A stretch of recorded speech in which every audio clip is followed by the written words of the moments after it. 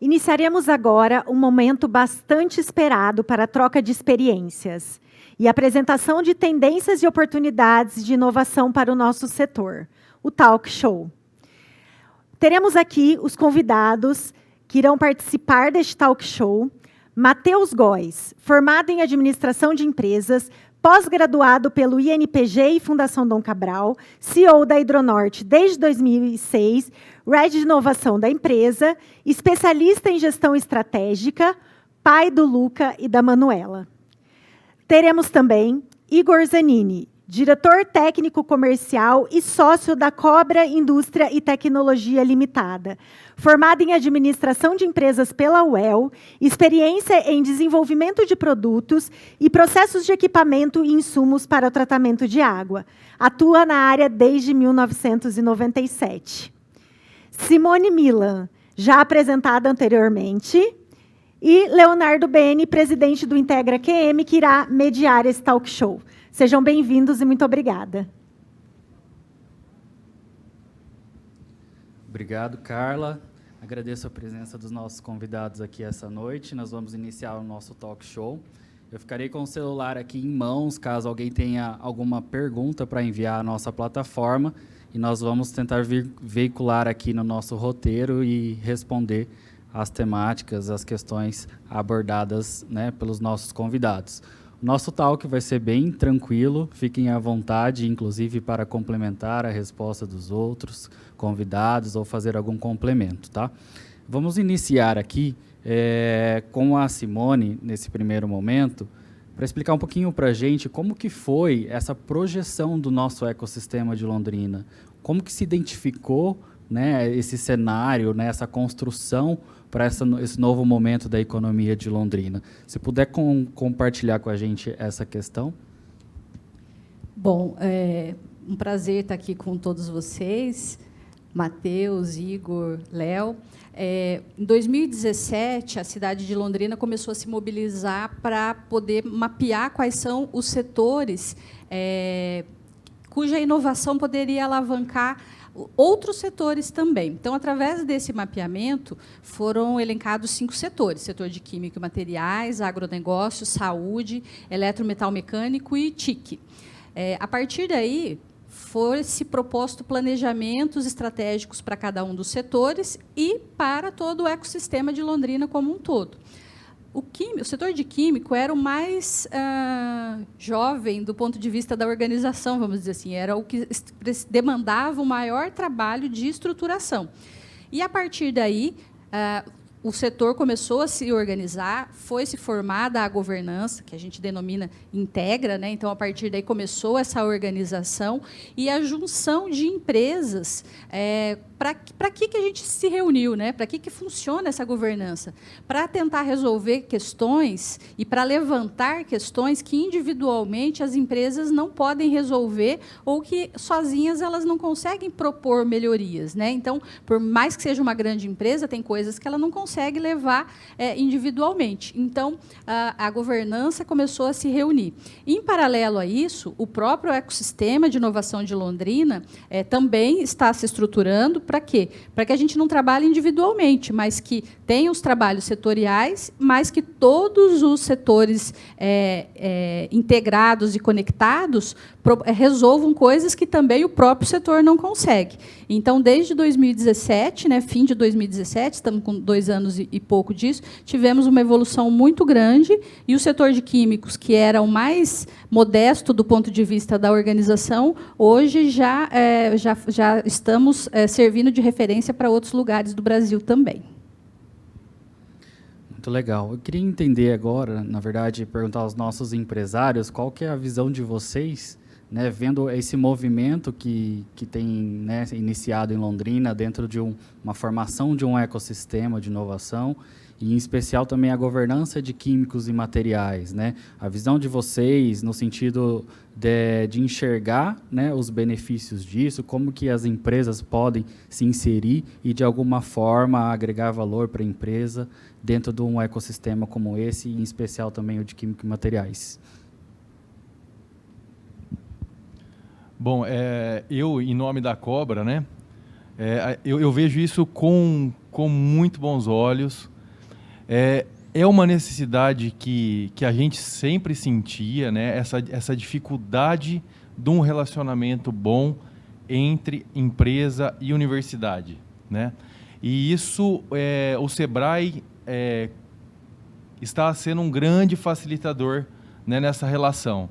E com certeza as empresas têm muita demanda técnica e as universidades têm muito conhecimento técnico que pode, quando a gente tem esse ponto de encontro, né, que é a governança, né, que eu vejo que vai desempenhar um papel bem interessante nisso, ainda mais daqui para frente, com essa estruturação melhor e tal, eu acho que vai sair muitos projetos interessantes que vai ser bom para a nossa cidade, para o nosso país. Então, eu acho que temos um futuro muito bom pela frente aí. Obrigado pelo convite, prazer estar com vocês aqui, participando dessa iniciativa, desse bate-papo aí. Do ponto de vista meu e da Hidronorte, a gente está participando ativamente com vocês aqui dessa iniciativa. A gente entende que muitas vezes as empresas elas têm iniciativas individuais isoladas e que por si só já são um desafio. É um desafio, né? A gente fala em mudança de cultura, a gente fala em inovação em todos os tipos de horizontes aí. Mas, de fato, as indústrias que estão inseridas nessa vertical, que dependem de químico, de materiais, de produtos, né? A gente muito se fala em inovação e já remete à mente de muitas pessoas produto, né? Matérias-primas e tudo mais. Eu vejo que a inovação ela pode ser muito mais potencializada quando é feita em conjunto. Então, com vários atores desse ecossistema, eu creio que as possibilidades de solução, as possibilidades de integração, as possibilidades de inovação, né, na cadeia, por exemplo, nós estamos no setor da construção civil e nas análises de segmento do setor da construção civil, a gente entende que é um dos setores que menos emprega tecnologia ou inovação, porque só vai acontecer quando a cadeia estiver reunida. Então, essa é uma iniciativa muito louvável, muito positiva para a nossa região, para Londrina, para as empresas, para as indústrias, que a gente precisa se envolver, a gente tem que estar junto, dar as mãos, porque o potencial de ganho, né, de sinergia entre empresas, entre a verticalização da cadeia, com essa tese, com esse tema que é bastante importante e profundo, é muito louvável e a gente entende que teremos grandes ganhos ainda pela frente. É só o começo, está só começando. É exatamente isso, né? Essa integração realmente é importante para que o ecossistema, né, e todos os agentes envolvidos nele possa ter um desenvolvimento e gerar valor, né? Ainda dentro dessa temática, a gente até comenta sobre as universidades e as empresas, né? Que, em tese, ainda são um pouco distantes umas das outras, né? E uma grande questão levantada por diversas governanças é realmente essa falta de integração e interação. Então, a pergunta que eu faço aqui, né, para os empresários é se existe dentro da indústria, né, projetos ou interações com essas universidades.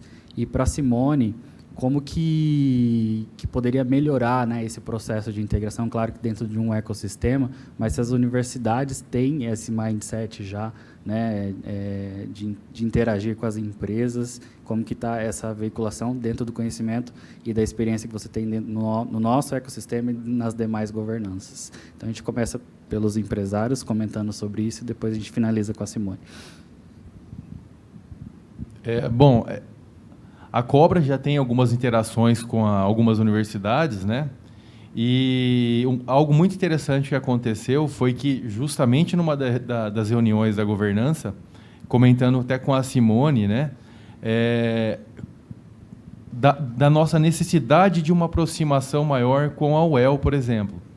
Então, isso daí se deu de uma forma muito rápida, assim, pelos contatos que saíram da governança, né? A Simone conversou com a Cristiane conversou com os professores da UEL, e já, dali uma semana, já tínhamos uma reunião marcada e começamos já a fazer alguns planejamentos de testes, de parcerias. Então, isso daí foi algo muito rápido, muito tranquilo, né?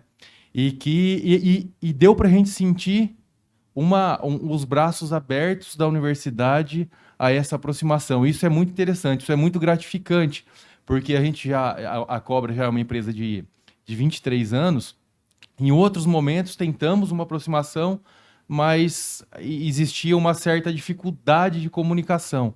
Então, eu vejo assim, um momento do país, que o país está vivendo, muito propício para essa aproximação, sabe? É claro, a universidade tem uma cabeça diferente da empresa, e isso é normal, afinal, a universidade, não é empresa. Só que com conversa, com troca de ideias, isso vai criando uma proximidade. E esse é o nosso papel. Esse é o nosso papel enquanto empresário e o papel também dos pesquisadores da universidade. E isso está tudo sendo muito bem facilitado pela governança, pelo trabalho do Sebrae. Assim, eu acredito que essa aproximação vai ser uma das chaves de sucesso da nossa região e do nosso país, sabe? Durante muitos anos, isso andou separado, sabe? Pesquisas que não tinham um fundo não, depois um objetivo mercadológico, né? E as empresas também apanhando em determinadas situações para um desenvolvimento que para a universidade era básico, né? Então, essa união, assim, com certeza vai... a gente está no caminho certo para isso daí, sabe? Vamos criar riqueza com isso daí para a nossa região, para o nosso país. O potencial dessa união da universidade e empresa, enfim, é muito grande. É um potencial gigantesco. Mas é um potencial que ele é reprimido, né, hoje. É um potencial que ele está reprimido. Eu digo isso por alguns motivos, né? A maior detentora de patentes no Brasil hoje é a Unicamp. É a faculdade que mais tem patentes. Mas se você pegar o percentual de patentes que viram produtos, é muito baixo. No entanto, as empresas são campeãs em lançar produtos. Elas têm o know-how da cadeia, né? O know-how de clientes da dor. Então, o potencial é muito grande. De fato, as iniciativas que unem, né, a universidade das empresas são muito importantes. Eu estava conversando há um tempo atrás, eu tenho uma opinião, eu acho que o momento onde as faculdades, as universidades começarem a criar projetos dentro das empresas, resolvendo dores reais das organizações, dores reais dos consumidores, dores reais dos clientes, o potencial é muito grande, porque já nasce com uma... Não é apenas a pesquisa pela pesquisa. Claro que a universidade, por si só, ela vive da pesquisa, ela vive dos registros de patentes, ela vive...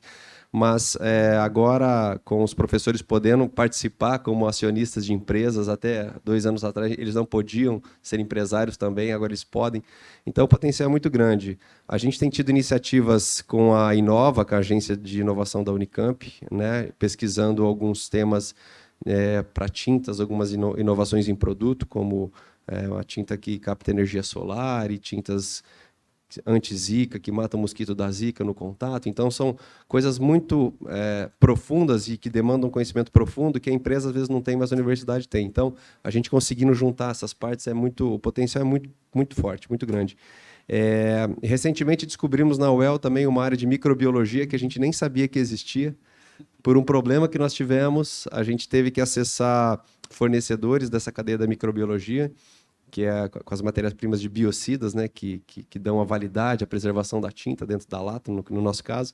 E descobrimos que a UEL tem equipamentos e uma equipe super de ponta para nos ajudar nisso. A gente não sabia que existia e a Edronorte está aqui há 39 anos. Então, como é distante, né? E eu acho que criar uma plataforma de visibilidade, criar projetos onde a universidade pendura lá as inovações, aquilo que elas têm, ou alguém que faz esse acesso das empresas com as universidades é algo muito positivo. Então, eu creio que um dos objetivos dessa iniciativa, do Integra Química e Materiais, pode ser essa junção, o mapeamento das dores das empresas e tornar isso, dar visibilidade para isso, né? Eu acho que tem um potencial muito grande. Complementando um pouquinho do nosso ponto de vista aqui também, muitas vezes, as necessidades que as empresas têm não é algo tão bonito no ponto de vista de um pesquisador. Talvez é algo que não vai gerar uma patente, né? Só que algum projeto nesse sentido, ele vai criar riqueza, né? Que é o que a gente precisa. E essa riqueza criada vai poder gerar outros projetos com um cunho de uma inovação disruptiva, por exemplo. Então, eu acho que esse papel essa união, eu acho que a gente vai chegar num acordo de que dá para a gente fazer as duas formas, sabe? Dá para a gente fazer algo realmente novo e que chame a atenção, e dá para a gente fazer as inovações dentro do nosso modelo de negócio, dentro dos produtos que a gente já tem, por exemplo. Então, eu acho mas é só com essa comunicação que a gente vai chegar lá. A pergunta por si só daria para a gente fazer uns 2 dias de discussão, né? Mas eu vou levantar dois pontos fundamentais, né? A última vez que eu fui no evento na universidade, eu me perdi lá no campus. E daí eu ligava para os pesquisadores, para os professores, falava: olha, eu estou perdida, mas é muito fácil, ó, você entra ali, vira à direita, vira à esquerda. E para mim foi muito difícil. Se eu não tivesse palestra para fazer, eu ia embora aquele dia. E eu faço essa analogia com as empresas. Para a universidade, do ponto de vista da universidade, está tudo muito organizado, está fácil do empresário acessar. Mas, quando o empresário vai acessar, ele não sabe com quem falar, ele não sabe por onde ir, o vira à direita, vira à esquerda, ele desanima. E daí o Igor falou uma coisa, né? Eu falei com a Simone, que falou com tal pessoa. O que falta? Falta isso que a gente faz pontualmente ser estruturado. Falta isso ser um processo para que, a qualquer momento, as empresas que queiram inovar, elas saibam que, se elas entrar pela porta A, ou pela porta B, ou pela porta C, elas vão parar tudo no mesmo lugar e eles vão conseguir ser atendidos. Isso eu acho que é um dos pontos fundamentais. O outro é com relação ao papel da universidade. Acho que as universidades têm que fazer aquela pesquisa pura, aquela pesquisa até sonhadora do ponto de vista que não sabe muito bem para que está fazendo, mas que, de tempos em tempos, saem grandes coisas. Mas, se nós pensarmos do estágio que o Brasil está e comparar com outros países, tem que ter a pesquisa aplicada também. E outra coisa que vai mudar nos próximos anos é o dinheiro. O dinheiro vem de onde? Nós temos um pesquisador que faz parte da Integra, o professor César Tischer, que está no Canadá. Ele falando da diferença fundamental que ele vê é que a iniciativa privada, o dinheiro da pesquisa, vem muito das empresas. Então, agora, com essa falta de dinheiro público para financiar muitas pesquisas, as universidades e os pesquisadores vão ter que atender as empresas. E o que, num primeiro momento, é ruim, que é a falta de recurso, eu acho que vai ser bom, porque essa pesquisa que não é tão legal, talvez, aí, Igor, a Cobra tem dinheiro para financiar uma pesquisa que vai gerar um produto, que vai gerar um produto agregado, que vai gerar mais ICMS, enfim, que alimenta essa roda. Então, respondendo duplamente a sua pergunta, precisamos sistematizar os caminhos para que as empresas acessem o que tem disponível nas universidades. E pesquisadores e universidades têm que entender que o dinheiro não vai vir somente de onde vinha e vão ter que abrir as portas dos laboratórios, as portas dos centros de pesquisa para receber os recursos da iniciativa privada e também trabalhar com a pesquisa aplicada. Muito bom. Realmente esse alinhamento é algo que a gente precisa trabalhar muito, né? Essas conexões voltadas a entender a necessidade, né, do empresário, entender a universidade, entender a necessidade do empresário e vice-versa também em termos de competência e conhecimento, para que os resultados disso realmente gerem valor e que sejam de fato inovação, né? Porque a inovação, o que resulta em inovação? É algo que vá para o mercado, né? Que atenda às necessidades, às problemáticas dos usuários, dos clientes, enfim, tudo isso. Mas falando um pouco sobre a inovação, queria entender um pouquinho a visão do Matheus em relação a isso, que existem muitas ações e iniciativas de projetos de inovação dentro das organizações, e muitas delas não resultam, né, não passam de muitas iniciativas, né? A concretização desses projetos de inovação, ele não é, em suma, na sua maioria, convertida no seu propósito mesmo, né? Gerar uma nota fiscal e realmente ter o resultado de algo inovador. como que é esse processo, né, dentro da Idonorte, principalmente, dessas iniciativas, né? Como lidar com essas iniciativas que não resultam em inovação, né? Abrir um espaço para erros, abrir um espaço para tentativas, né? Nesse sentido. Muito bem. De fato, a inovação é uma jornada, né? É uma jornada que ela é árdua, não é simples, é difícil, porque ela não envolve só decidir na segunda-feira fazer algumas coisas, né? É, A nossa jornada tem sido longa, nós estamos há 4 anos já mergulhados nessa iniciativa de inovação, quando a gente resolveu entender o que era isso, por que os mercados estavam mudando tanto, quais eram as tecnologias disruptivas, emergentes que o mercado estava falando tanto, o nosso comportamento como consumidor também mudando drasticamente, com N aplicativos entrando na nossa vida, mudando o jeito como a gente fazia as coisas, e nós decidimos fazer isso. E para variar, quem se propõe a mergulhar um pouco em executar a inovação, que para mim o grande desafio não é entender ou conhecer, mas sim executar essa inovação, a gente viu que tinha que dar 2 passos para trás para depois dar um passo para frente novamente. Porque inovação não é apenas decidir lançar novos produtos, ou decidir se conectar com uma startup, ou decidir criar um aplicativo para resolver uma dor do teu negócio. A inovação tem a ver com pessoas. E quando a gente fala em pessoas, a gente fala de cultura empresarial. E quando a gente fala de cultura empresarial, preparem-se porque, na verdade, a jornada ela é longa. Ela é muito longa. A gente sabe que os japoneses são otimistas quanto à mudança cultural. Eles falam que uma cultura se muda em 7 anos, esse é o mínimo. Então a jornada ela é longa, ela não basta a gente sair fazendo coisas. Porque depende muito de entender o teu negócio, entender quem você é, saber onde você está, entendendo quais são as regras do jogo que estão mudando, né? O que as tecnologias têm mudado, quais são os negócios adjacentes ao teu negócio que antes você nem imaginava que estava concorrendo com algumas pessoas e agora, de repente, você concorre, né, com algumas empresas que você não imaginava. Então é uma jornada árdua, né? De fato, muitas iniciativas elas ficam pelo caminho, porque por ser uma jornada árdua, logo no começo, né, geralmente as empresas começam como inovando, vamos criar um banco de ideias. E aí cria o banco de ideias, os colaboradores começam a dar N ideias, várias ideias, e daqui a pouco você não tem braço para executar essas ideias, e aquela iniciativa daqui a pouco começa a esfriar, talvez essa iniciativa de muitas empresas, a gente teve iniciativas assim também, mas quando você entende que a inovação é algo que você tem que rever o teu modelo de negócio, e ela tem que estar muito, muito cravada na tua estratégia, isso muda completamente o cenário.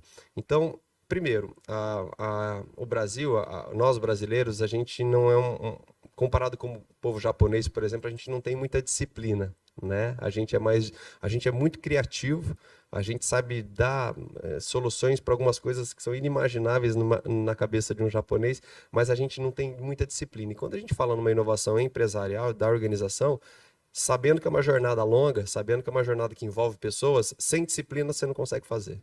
É quase que impossível. Todos os dias você tem que bater o martelo naquele preguinho, todos os dias, porque é mudança de mindset, é evolução na cabeça das pessoas, é o entendimento de que aquela área, aquele departamento pode não ser mais aquilo no futuro, aquele outro setor pode ter mudanças drásticas, né? Então, na Hidronorte a gente passou já um período bastante forte de mudança cultural, né? Agora nós temos um conselho de inovação que se reúne semanalmente, justamente para dar cadência, para dar ritmo aos projetos. A gente tem tido algumas iniciativas agora mais novas com parcerias com startups, mapeamento de mercado. Fizemos um mapeamento de 14 macro tendências que podem afetar o nosso negócio. E essas macro tendências, algumas estão já acontecendo, outras carecem apenas de análise para onde que vai aquilo. E a gente hoje é uma indústria, fabricamos produtos, já começamos a pensar, será que eu não vou virar uma empresa de serviços? Quer dizer, é uma mudança muito forte, mudança do mindset completo de uma organização que tem 40 anos. Então, é árduo. A minha fala é um pouco genérica, mas eu posso dar exemplos práticos depois, se vocês seguirem nas perguntas. Mas no nosso conceito é isso. Por que falham? Porque precisa de disciplina, tem que ter consciência de que a jornada é árdua, deixa os cabelos mais brancos e no fim do dia envolve pessoas. Então, sempre quando envolve pessoas, o desafio sempre é divertido e grande. Eu queria fazer uma pergunta para os dois empresários. Bom, primeiro eu queria dizer que é uma honra eu estou aqui, né? Eu estou aqui entre 3 grandes empresários de 3 empresas extremamente inovadoras do nosso ecossistema. E eu queria fazer uma pergunta para o Matheus e para o Igor, que se a gente olhar, as empresas de vocês são empresas tradicionais, né? Vamos pensar do ponto de vista, são tradicionais. Para as pessoas que estão nos assistindo, pequenas empresas tradicionais, como dar conta do dia a dia das atividades e começar a inserir a inovação, né? Vamos pensar que eu tenho uma empresa totalmente tradicional, mas eu gostaria de inovar, mas não tenho braços e pernas para tudo isso. Como que a gente dá conta do dia a dia do tradicional e começamos a fazer essa parte da inovação? Deixa eu, então, já seguir na minha... De fato, então, essa jornada que eu falo exatamente tem esse ponto importante. É o maior desafio. Como é que você lida com os produtos atuais, as margens atuais, você tem que cuidar daquilo, os pepinos atuais, né? E você criar o novo, né? Então, quando a gente fala em inovação lá, segundo a McKinsey, fala de H1, H2 e H3, né? 70% das empresas inovam incrementalmente, melhoram aquilo que já conhecem em termos de mercados ou produtos. A gente vai para o Horizonte 2, já é onde as empresas começam a ter produtos novos para mesmos mercados ou começam a vender para novos mercados os mesmos produtos. E a H3, que é aquela inovação mais disruptiva de modelo de negócio. De fato, essa ambidestria é o maior desafio, é uma coisa difícil de acontecer. Por quê? Os teus setores, os papéis da tua organização, as pessoas que estão lá, inclusive a tua empresa foi formatada de um jeito. Departamentos que fazem aquilo, então quem fatura nota, quem fabrica o processo industrial, quem ali analisa dados, a TI cuida para não cair o link da internet. E como é que você faz algo novo, né? Então, de fato, a nossa mente ela é setada muito para o curto prazo, para resolver essas dores, os pepinos do dia a dia. Mas tem que separar. Como separar? Começa separando tempo na agenda. Tem que ter patrocínio de cima da empresa. Muito difícil, muito difícil. A gente participa de um fórum da Fundação Dom Cabral de inovação com grandes empresas, grandes, médias e pequenas empresas. Né, qual que é a grande dor? É que cria-se uma área de inovação e a área de inovação não tem alçada. Chega no C-Level, não passa. Por quê? O C-Level está todo sendo exigido para entregar o resultado do quarter, do bimestre, do trimestre. Agora, a pandemia mudou isso. Mudou completamente. Antes, a dor da maioria dos gestores de inovação era isso. Pô, a gente inova, mas não vai, a coisa não vai. Agora não. Agora os C-Levels estão falando assim, cara, essa pandemia mudou tudo. A gente está correndo riscos. Agora eles estão demandando. O que nós podemos fazer? Então, a transformação digital que a gente está vendo com a pandemia, aceleramos 10 anos em 1 ano. Então, essa ambidestria, que é o que eu chamo, a ambidestria é fazer o feijão com arroz, o basicão bem feito, e, ao mesmo tempo, pensar no modelo de negócio, fazer melhorias contínuas, é um grande desafio. Começa separando tempo na agenda, começa criando um patrocínio de cima da empresa, e é uma jornada longa e árdua. Todo dia um pouquinho disso. Bom, eu pude pesquisar um pouco sobre a história da Hidronorte, né? E eu achei muito interessante. Então, como a Simone comentou, sim, são 2 empresas relativamente tradicionais, né? Só que eu vi muito do que aconteceu com a Hidronorte, eu vi acontecendo na Cobra. Eu escutei uma live sua comentando de como seu pai começou fazendo o impermeabilizante para telhado, né? Telhado, exatamente. Então, assim, me desculpa, eu não sei o nome do seu pai. Amado. O Amado. O seu Amado fazendo o impermeabilizante para telhado. Ali começava a inovação na Hidronorte, eu estou errado? Exatamente, começou com um produto. Ele fez algo diferente. Ele fez. Então, a Cobra, a mesma coisa. O mercado tinha uma necessidade de um filtro que não existia aqui. Lá atrás também o meu pai, o Marcos, ele poderia ter feito algum filtro que existia no mundo da mesma forma, né? E seguido aquilo ali. Mas não, fez diferente também. Então, assim, quando eu comecei a cuidar um pouco mais dessas atividades dentro da empresa, a primeira pergunta, totalmente de acordo com o que o Matheus comentou, qual que é a nossa cultura? O que a gente é? Né? Então, eu acho assim que o que a gente está fazendo hoje, você me permite até estender isso para você, Matheus, mas a gente está mantendo o espírito inovador do fundador da empresa, né? Só que agora a empresa já tem uma estrutura maior, uma estrutura mais pesada. Os produtos na Cobra não estão sendo feitos como eram feitos em 97, né? Os maquinários que o Matheus tem já vão muito, mas muito além da caixa, a caixa de Eternit que tinha que fazer a coisa. Só que a ideia inovadora está lá. Então, eu acho assim, até comentando sobre as startups de hoje, tentem ser inovadores. Isso dá trabalho. Isso dá trabalho. É muito mais fácil você pegar um produto que tem no mercado e copiar. É muito mais fácil. Isso você não precisa pensar muito. Não exige de você. E o caminho é mais rápido. Você gera a caixa aquilo ali mais rápido. Só que, assim, o trabalho do dia a dia, quando você faz algo novo, te dá muito mais trabalho. Só que você sente que o que você está fazendo é mais duradouro. É mais duradouro, tem um maior valor agregado. Então, assim, tentem se manter inovadores como, graças a Deus, os nossos pais se mantiveram no tempo, né? E a gente, agora, com a tocha na mão, fazendo a mesma coisa, né? Buscando isso.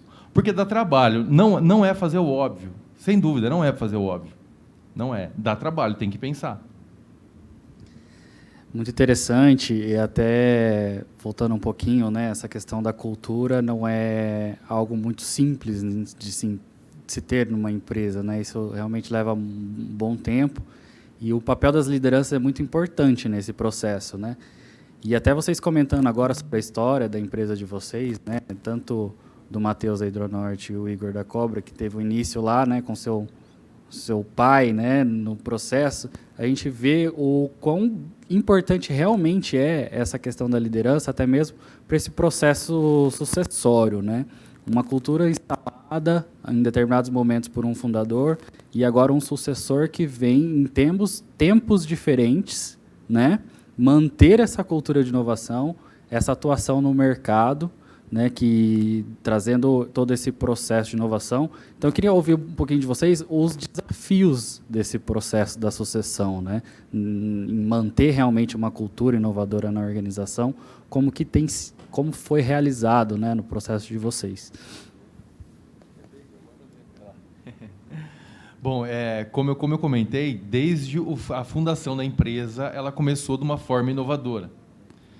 E a percepção que eu tenho, que eu acompanhei também desde criança, né, essa evolução, é saber dizer não para fazer, saber negar o arroz e feijão. Porque é um trabalho, parece que é simples, mas não é. Chegam produtos que você tem que fazer, que você, se você fizer, você já tem um cliente, você já tem um mercado, só que esse produto já é commodity, né? Então, no meu ponto de vista, é saber dizer não para fazer o arroz e feijão. Eu acho que resumiria isso, né? Assim, no nosso caso, os nossos pais, né, e grande parte das empresas brasileiras são empresas familiares, onde alguém fundou, né, onde alguém criou um negócio, e é uma realidade bastante presente, e tem esse ingrediente da governança também das empresas, né, que é o pai que cria, os filhos que chegam, né, tem as estatísticas, falam, não me lembro, mas muitas empresas morrem da primeira para a segunda, da segunda para a terceira, já deixam de existir geração. E isso porque tem a questão dos conflitos familiares, né? Então, quando a gente fala em governança corporativa, é importante até entender bem no processo das relações ali o que é empresa, o que é patrimônio e o que é a família. Então, são 3 instâncias que elas se misturam. Isso dá clareza nos negócios, né? A gente passou por governança também, eu tenho um irmão que não está no negócio, mas foi, de certa forma, longo e foi um processo tranquilo. A gente conversa com muita gente, empresa familiar, porque existem muitos conflitos. Esses conflitos destroem, às vezes, uma empresa. Quer dizer, não dá nem para se falar em inovação quando existem conflitos familiares ali no negócio.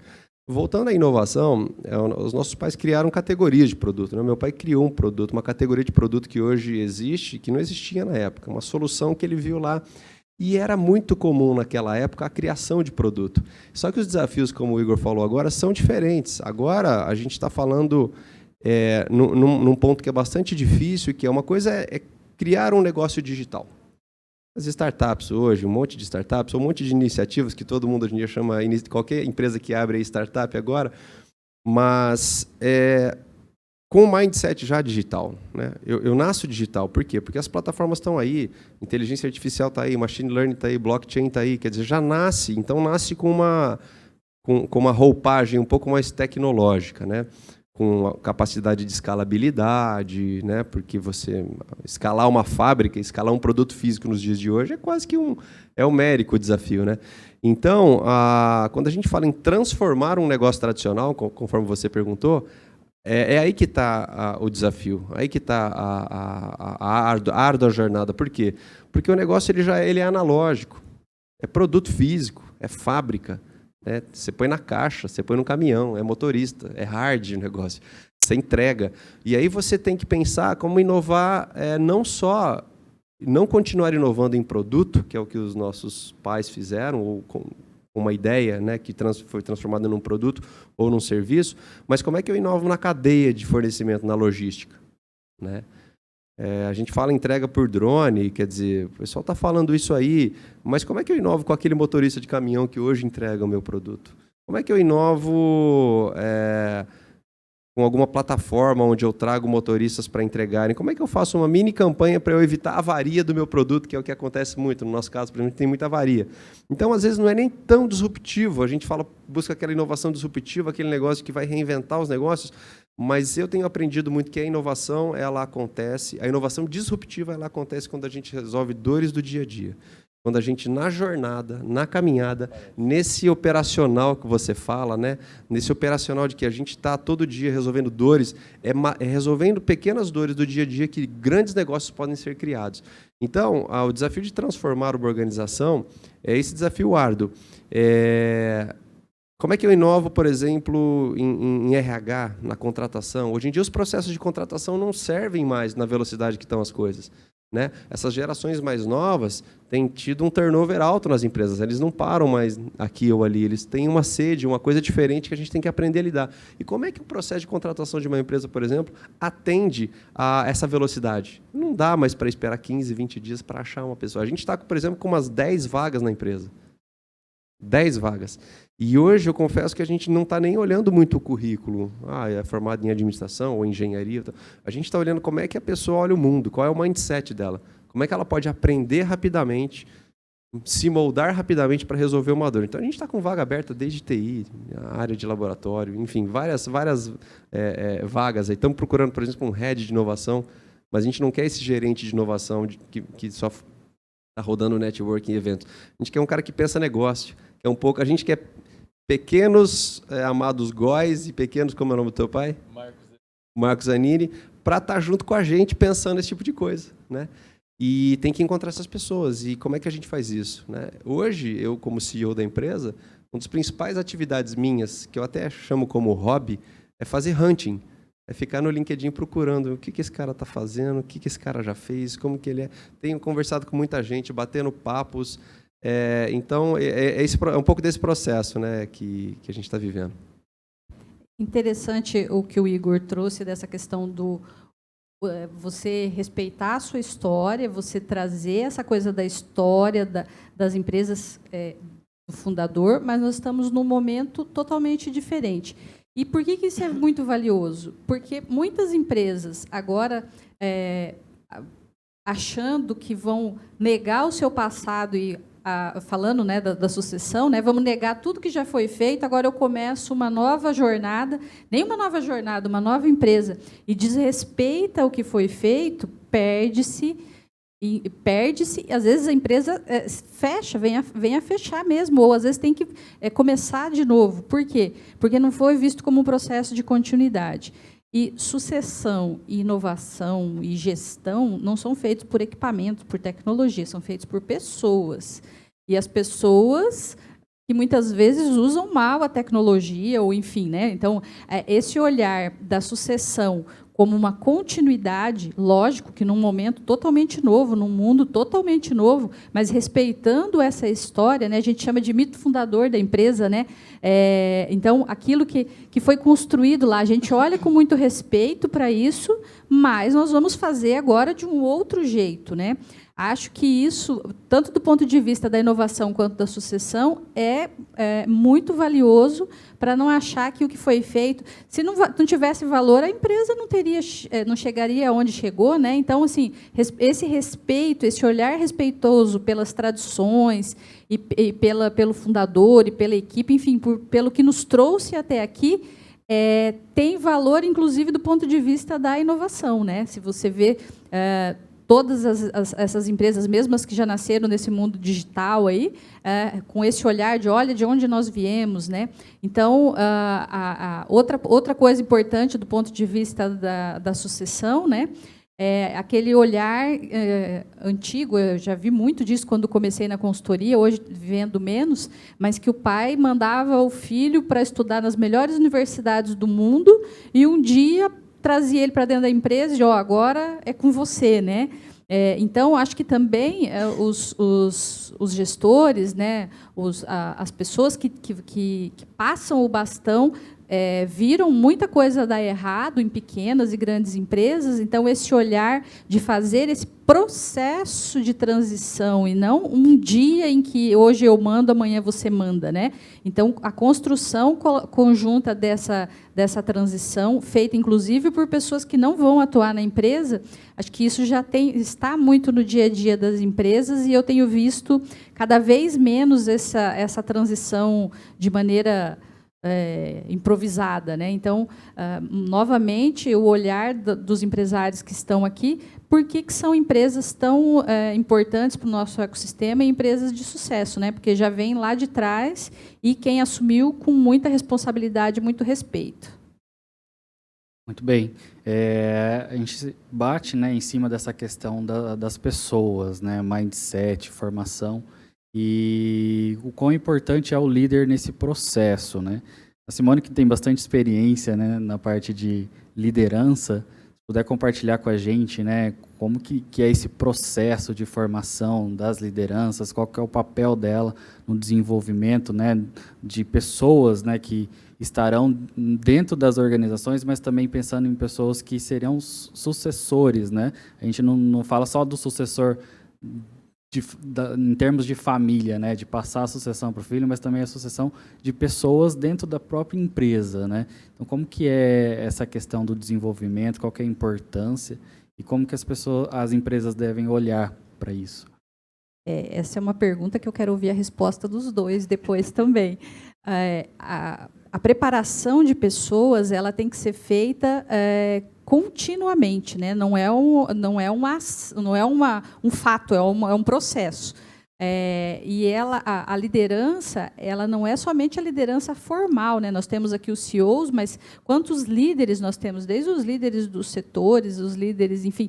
Então, a liderança, ela sendo desenvolvida como não só como um cargo, mas como uma ação, né? Como o funcionário como protagonista daquele processo que ele está desenvolvendo ali, as empresas têm muito a ganhar. O que ocorre é que, às vezes, as empresas não estão preparadas para isso, e que, dependendo se ele tem muitos protagonistas ali dentro, o modelo em que a empresa está estruturado, isso acaba não dando muito certo. Hoje, na minha fala, logo no começo da manhã, uma das coisas que nós falamos que a governança se preocupa é a questão da qualificação e da requalificação. E, do ponto de vista da liderança, isso é uma questão muito importante, porque os ecossistemas têm que preparar seus líderes, pensando do ponto de vista de você ter líderes setoriais, líderes cívicos. As empresas têm que preparar os seus líderes. Só que preparar o líder não é só dar um curso para ele, dar um programa de formação, é você dar um palco para ele desenvolver também. Então, do mesmo jeito em que eu vou preparando essa pessoa, ela vai tendo a oportunidade de ir desempenhando isso, né? E você vai trabalhando. O que acontece hoje, mais do que já acontecia, é que os funcionários vão embora muito mais rápido do que eu antigamente, né? E eu gosto de uma fala que eu não me lembro de quem que é, né? Que é assim, pior do que você formar alguém e essa pessoa ir embora, é você ter alguém mal preparado e ela ficar na sua empresa, né? Então, esse olhar da empresa, da qualificação e da requalificação, ele é válido para todos os cargos, mas no da liderança, muito mais. E daí essa liderança, ela tem que estar integrada, muito alinhada aos valores da empresa. Porque não adianta você ter uma pessoa, né, o cara ou a cara, com ótima formação, com iniciativa e tudo mais, mas que valores são diferentes. Então, a formação, minha formação, eu como responsável do meu autodesenvolvimento, mas a empresa tem que olhar também para ver o que está faltando ali e dar palco. Dar palco é dar a possibilidade da pessoa experimentar ali. E no momento que nós estamos falando de inovação, a aceitação do erro tem que ter algum momento de aceitação de erro. Lógico que nós não vamos ficar errando o tempo todo, mas tem que existir uma margem de erro para que eu possa me experimentar, né? Se eu estou desenvolvendo algo além do que eu já estava, eu tenho que ter um pouco dessa margem de erro também. Isso eu estou falando dentro da empresa, como um líder de um setor, um gerente, um diretor, enfim. Mas estou falando também do ponto de vista, como vocês estão aqui, vocês são líderes do setor também, né? O Leonardo, como presidente da nossa governança, é algo que ele está fazendo que ele nunca tinha experimentado, né? Então, ele tem que se permitir estar experimentando isso e as pessoas que compõem esse grupo saber que ele também está aprendendo, né? Todos nós estamos aprendendo nesse momento. Então, acho que esse olhar de que tudo é novo e que tudo está sendo um processo de aprendizado deve valer também. Mas eu queria ouvir a resposta do ponto de vista empresarial. Bom, deixa eu contribuir, então. Me fez lembrar uma historinha que eu vivi com o meu filho. Eu tenho um filho de 6 anos, mas quando ele tinha 3, ele tinha o costume de empilhar os heróis. Ele tinha lá os seus 20 heróis lá, o Homem-Aranha, o Spider-Man, o Superman, e ele empilhou todos eles. Todo dia ele fazia aquilo. Aí um dia eu falei, vou testar o sistema do menininho, vamos ver como é que está a cabeça dele. E é brilhante o que aconteceu, porque eu perguntei para ele, falei, filho, quem desses é o líder? Pô, porque estava o Batman, o Super-Homem, o Spider-Man. Pô, qual é o líder, meu? Tem um que tem que ser... E ele me respondeu, com toda a inocência dos seus 4 anos, falou assim, ué, pai, todos são líderes. E pensando na tua pergunta agora, me lembrou dessa historinha, a sutileza da resposta, mas o brilhantismo da resposta, porque, de fato, todos nós somos líderes, de alguma forma, da nossa própria vida, do que a gente faz, da nossa agenda, né?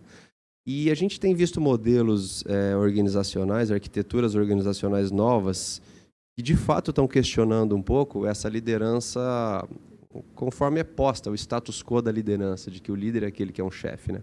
Um gerente, um supervisor, um diretor, até um CEO.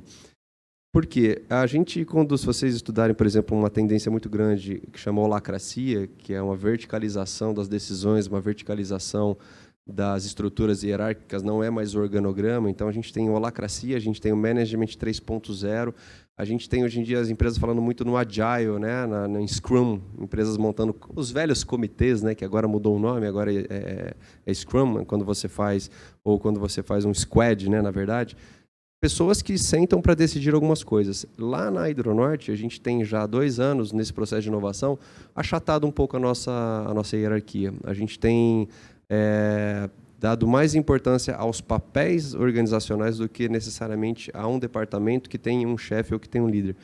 Então, naquele conceito da historinha do meu filho, eu vejo um pouco uma liderança mais líquida, uma liderança mais horizontalizada, mais fluida nas organizações. E essa é uma oportunidade para todas as pessoas, porque, poxa, a gente pensar numa pessoa, numa ascensão dentro de uma organização, né, como é que a pessoa vira um analista para um supervisor, de um supervisor para um gerente, de um gerente para um diretor? São 15 anos. São 20 anos nas organizações tradicionais. E essa geração que chega quer esperar 10 anos, não esperam nem 10 anos, às vezes, para uma função específica, para um cargo. Então, isso está sendo questionado. E as empresas, a gente viu agora com essa pandemia, existem estatísticas que falam... Você sabe quem as empresas mais cortaram, né, nestes momentos? Cortaram pessoas da média gerência, média e alta gerência. Empresas que têm 2.000 funcionários cortaram gente do nível de gestores e estão se virando com quem ficou na empresa. Então, a oportunidade das pessoas que são líderes das suas próprias vidas serem líderes de um processo, às vezes não é tendo gente abaixo. O conceito de liderança não é esse. Não é você ter gente abaixo de você. O conceito de liderança é você conseguir desempenhar bem um papel e ter uma liderança paralela, com pares laterais. Porque você liderar quem está abaixo é fácil. Você manda, o cara cumpre. Agora, como é que você lidera um par que é da área financeira, que tem uma visão diferente e um objetivo diferente da tua? Aí a gente remete também à parte dos objetivos, né? Os indicadores, eles são os mesmos para, né, a vendas é uma atribuição só de vendas ou também é da área financeira? Então, é uma revisão total das organizações. Então, a inovação está trazendo isso, até essa reflexão sobre o que é liderança, quem é líder e como isso está acontecendo. Então, os squads estão resolvendo dores que antes nenhuma estrutura funcional resolvia. Agora, as nossas empresas são originalmente funcionais. A gente olha o organograma, a gente tem que olhar um organograma para entender quem é quem na estrutura de poder, né? E agora dá para começar um exercício de trazer pessoas da base para cima. É o que os japoneses chamam de autonomação, que é dar autonomia para as pessoas da base. Chão de fábrica no Japão é assim que funciona. Então, é um tema que é uma beleza de falar, que está sofrendo também mudanças conceituais profundas.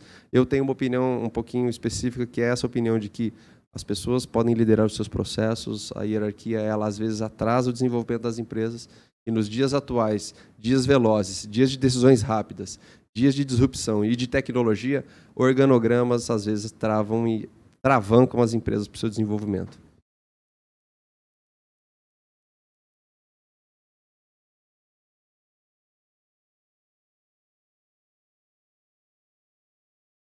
Eu vou usar uma frase que minha avó paterna disse para o meu pai, que o trabalho é o maior professor, né? Então, eu acredito que o nosso papel enquanto gestor é observar a liderança se formar nas pessoas. Claro, a gente tem que ter um meio propício para isso tudo, mas a gente observar. Muitas vezes, quando a gente quer escolher uma pessoa e colocar ela na posição de líder, a gente tem um risco muito grande de errar. E se a gente faz o exercício da observação, a gente vai ficando cada vez mais com o olhar apurado para captar isso. E isso aparece. Aparece entre as pessoas que você nem imagina, né? E aparece independente da hierarquia. E eu vejo que quando a gente consegue captar isso, a gente deve canalizar para o caminho correto que vai ter na organização. E isso daí acontece a todo momento, isso daí independe da estrutura hierárquica fixa que a gente colocou no organograma na parede. Isso está acontecendo todo dia. E o nosso papel é observar, é fazer a caça de talentos no LinkedIn, como o Matheus comentou, né, externamente a empresa, mas também internamente. Isso daí é um exercício, é um treino isso, né? Leva tempo para a gente, na tentativa e erro, né? Mas a gente vai aprimorando isso daí. Muito bem. Nós já estamos caminhando para o final do nosso talk, mas antes de encerrar, a gente podia fazer mais uma última reflexão com todos nós. A gente está falando, né, dessas questões disruptivas que estão acontecendo, grandes mudanças, a pandemia trouxe muita coisa e acelerou muita coisa também. A gente vê mudanças na gestão, né, mudança de mindset das pessoas, mudança em comportamento, em lideranças. São muitas mudanças, né, a todo tempo, a uma velocidade muito grande. E eu queria ouvir de vocês, né, como vocês estão se preparando para essas grandes mudanças, essas tendências que vêm acontecendo no nosso dia a dia, e para a gente fazer um fechamento aqui, até, né, compartilhar um pouco com as empresas, principalmente as pequenas empresas, às vezes que não tem tanta essa percepção, para a gente fechar aqui o nosso raciocínio de hoje, como que nós vamos enfrentar tantas mudanças assim nos nossos negócios, seja na gestão, na inovação e nas lideranças, nas pessoas. A gente pode começar pela Simone aqui, depois o Igor e depois a gente encerra com o Matheus. Algo que eu tenho uma tendência que eu estou olhando muito, uma curiosidade até particular minha, que é essa coisa da volta para o pequeno âmbito, né? Que é desde as empresas, das pessoas que estão trabalhando nos grandes centros, que estão indo para os médios, que estão indo para os pequenos. Ontem eu vi que agora alguns países já têm um visto de trabalho simplificado para aquele nômade digital, aquela pessoa que pode trabalhar em qualquer lugar do mundo. Então, um dos países que eu me lembro é Bermudas, que está abrindo um visto simplificado, porque você pode trabalhar digitalmente, você pode ir para lá. Esse é algo que eu tenho olhado por uma curiosidade pessoal minha, mas o que eu diria é que, nesse momento, o que a gente tem que ter é o quê?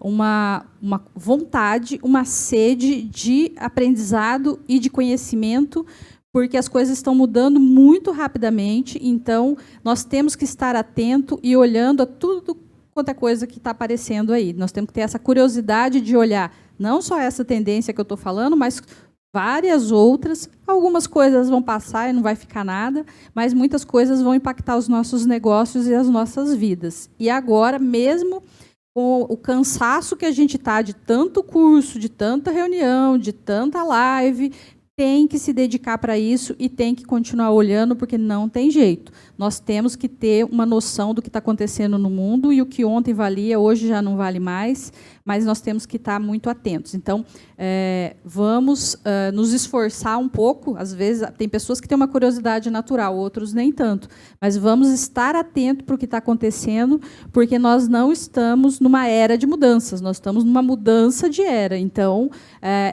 essa vontade do conhecimento e da informação agora sempre é importante, mas agora é fundamental. Então, eu deixo isso como minha palavra final. Bom, eu diria que uma estrutura enxuta, flexível, multidisciplinar e com foco total no cliente. O cliente nos ensina muito. Ele é o nosso foco e atender as necessidades dele. E muitas, quando a gente está trabalhando com inovação, muitas ele não tem ideia que ele tem, né? Não é ele que vai dizer o que inovar, né?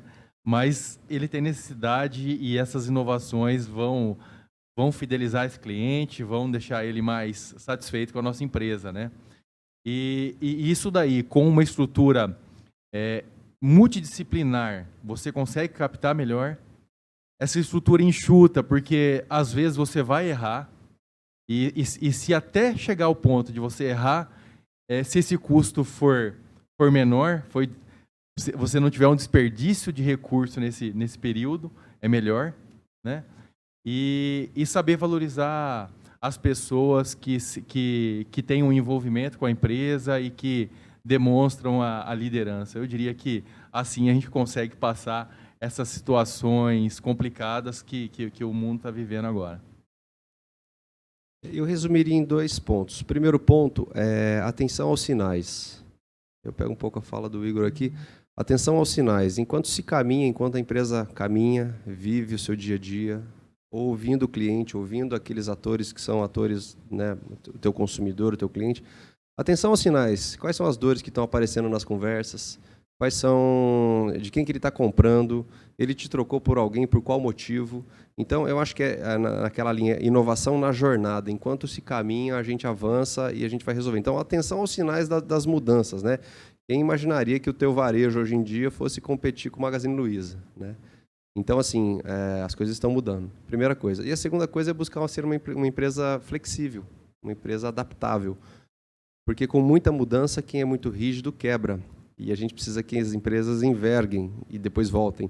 Então, estruturas muito rígidas, organogramas muito rígidos, modelos mentais muito rígidos. Não, meu negócio é isso aqui, não adianta. Cuidado, porque as empresas podem quebrar e com isso. Então, buscar empresas e pessoas, empresas são pessoas adaptáveis, flexíveis, que conseguem entender, aprender novamente, executar, aprender, executar, vai fazendo e vai ajustando. Então, são 2 dicas que eu daria para o final aí. Muito obrigado. Acho que dinamismo e flexibilidade são grandes palavras-chave para esse momento, né? Todos temos que nos atentar em relação a isso. Agradeço ao Matheus, ao Igor e à Simone por compartilhar com a gente o conhecimento, estar presente aqui, contribuir com a nossa governança, nosso evento. Algumas perguntas que a gente recebeu e não tivemos tempo para responder, vamos encaminhar as respostas posteriormente. E nós chegamos aqui ao nosso encerramento do talk e do nosso evento com a Carla. Pessoal, gostaria de agradecer pela conexão de vocês, pela excelente conexão. Estamos com muita adesão ao nosso evento. Tivemos várias perguntas para o pessoal do talk. Iremos repassar a todos e enviaremos as respostas para quem não recebeu as respostas, ok? Muito obrigada. Chegamos ao momento de encerramento do nosso grande evento. Convidamos a todos vocês que estão conectados a nos seguir em nossas redes sociais, LinkedIn, Instagram. Estamos como IntegraQM. E caso tenha alguma pergunta para ser enviada, pode mandar pela nossa plataforma, que em breve estaremos respondendo. Ressaltamos que o evento é realizado pela Governança do Setor de Químicos e Materiais de Londrina, Paraná, Sebrae Paraná e Semana da Inovação de Londrina. Quem tiver interesse em receber maiores informações do IntegraQM, lá na plataforma você pode acessar a nossa página na feira virtual. E lá tem um link para fazer cadastro. A partir de agora, está liberado o vídeo da live que abriu este evento com o tema Inteligência Artificial, oportunidades para o setor de químicos e materiais, com os convidados Leandro Antunes Berti e Cristiano Vicente. Agradecemos ainda os nossos patrocinadores, Indusbelo, Injetos, Colorbras, Flora Cosmética, Cobra, Hidronorte, Bela Química, Ângelos e Embacaps. Não está no roteiro, mas eu gostaria muito de convidar a equipe de eventos, que, se não fossem eles, nós não teríamos tido tanto sucesso assim como nós tivemos nesse evento. Então, por favor, para finalizar, eu gostaria de chamar a Emília, o Dirley, o Léo, o Márcio e a Simone para vir aqui comigo, por favor. Eles não estavam esperando isso, então...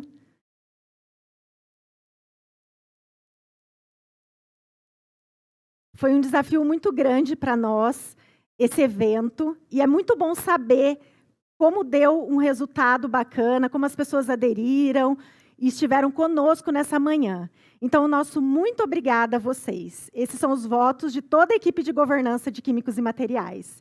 Bom dia e sucesso a todos.